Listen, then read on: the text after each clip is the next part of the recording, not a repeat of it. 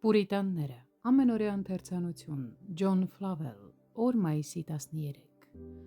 Բայց գիտենք, որ Աստծուն սիրողներին ամեն բաները գործակից են լինում դեպի բարին նրանց, որ նախասահմանվելով ականչված են։ Հռովմայացիս 8:28 խոսք։ Այս աշխարհում Աստծո նախախնամությունն առավել փառավոր կերպով երևում է հատկապես Աստծո ժողովրդի դարձի առիթները, միջոցներն ու գործիքները կարգավորելու մեջ։ Թեև նրա ձեռքը որքան հմտորեն ձևավորած լիներ մեր մարմինները,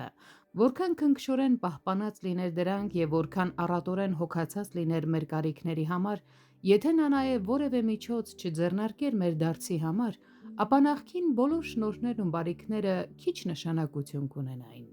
Եվ ահա հենց սա է ամենագերազանց շնորհը, որ երբևէ ստացել ենք նրա ձեռքից, և այդ շնորհի համար մենք առավել պարտական ենք նրան, քան մեր ստացած բոլոր մյուս ողորմությունների համար։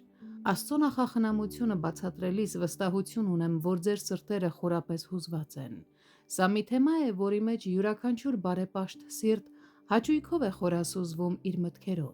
Բոլոր վերհիշված իրադարձությունները անկասկած ամենագեղեցիկ պատմություններն են, որ դուք կրկնել էիք։ Բարեպաշտ սրտերը սիրում են մտածել և խոսել նրանց մասին։ Այն վայրերը և այն մարդիկ, որոնց միջոցով Տիրոջ նախախնամությունը կատարվել է,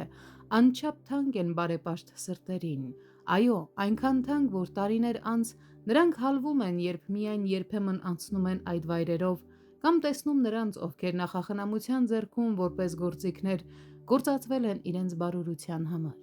Ինչպես անկասկած Հակոբի Բեթելը այդ գիշերվանից հետո միշտ քաղցր էր նրա մտքերում,